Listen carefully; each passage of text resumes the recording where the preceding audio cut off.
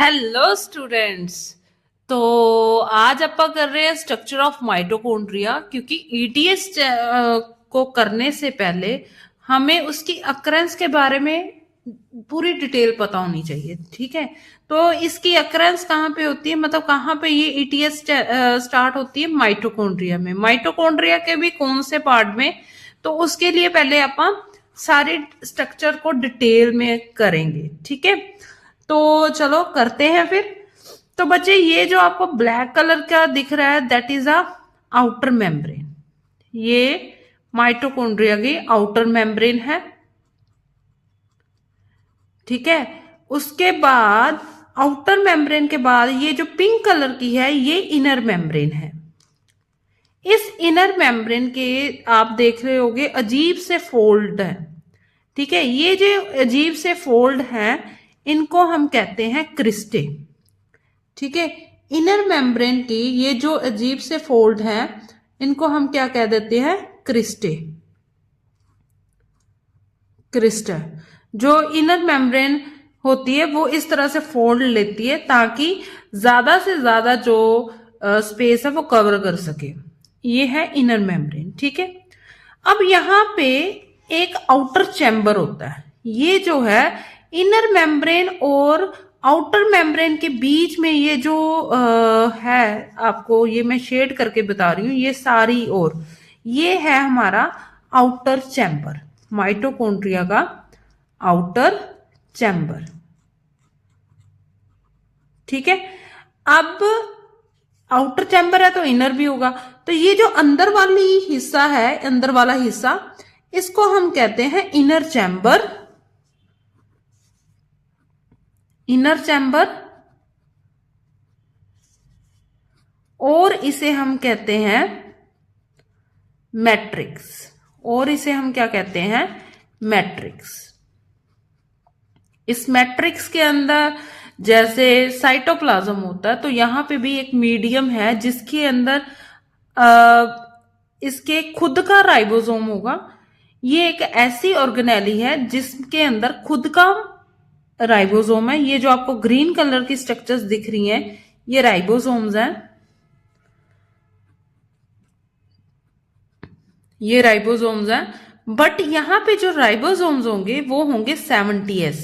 ठीक है, 80s नहीं होंगे, 70s होंगे जो कि प्रोकैरियोट से मिलते होंगे। ठीक है, और इसका खुद का डीएनए भी होगा।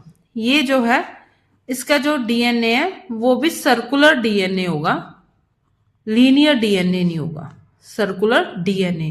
मतलब ये दोनों इसकी प्रॉपर्टीज किसके साथ मिल रही है? प्रोकैरियोटिक सेल्स के साथ मिल रही है।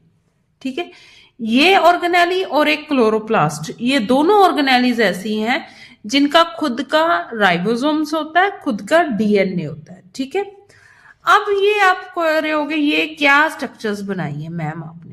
तो ये बच्चे, ये है हमारे एक्चुअली जो काम करने वाले हैं ईटीएस के अंदर, ऑक्सीसोम्स। ऑक्सीसोम्स, ये सारी की सारी इनर मेम्ब्रेन जो माइटोकॉन्ड्रिया की होती है, सब जहां पे मैंने नहीं भी लगाए ना वहां पे भी ये प्रेजेंट होते हैं। पूरी इनर मेम्ब्रेन में ये प्रेजेंट होते हैं। इन्हें ऑक्सीसोम्स कह देते हैं या फिर इन्हें कहते हैं एलिमेंट्री पार्टिकल, एलिमेंट्री पार्टिकल्स, या फिर इन्हें क्या कहते हैं, इनके भी बहुत सारे नाम हैं, या फिर इन्हें कह देते हैं F0 F1 पार्टिकल्स।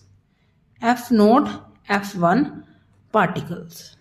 ठीक है, ये है आपका माइटोकॉन्ड्रिया जिसके अंदर क्रेब्स साइकिल भी आता है, जिसके अंदर ईटीएस चेन भी चलेगी। ठीक है, और इसके बाहर क्या होगा बच्चे? इसके बाहर सेल का साइटोप्लाज्म होगा। ठीक है, इसके बाहर क्या होगा? सेल का साइटोप्लाज्म, क्योंकि बैठे तो कहाँ पे हैं? बैठे तो सेल के अंदर है ना ये माइटोकॉन्ड्रिया। मैंने डिटेल स्ट्रक्चर बना दी बट बैठे तो ये सेल के अंदर ही है। अब हल्की सी हम F0 F1 पार्टिकल मतलब ऑक्सीसोम की स्ट्रक्चर्स को ध्यान से कर लेते हैं। ऑक्सीसोम की स्ट्रक्चर कुछ इस तरह से होती है, जैसे हमारा रैकेट होता है उस तरह से इसकी स्ट्रक्चर होती है कुछ। तो ये कुछ स्ट्रक्चर इस तरह से दिखती है बच्चे।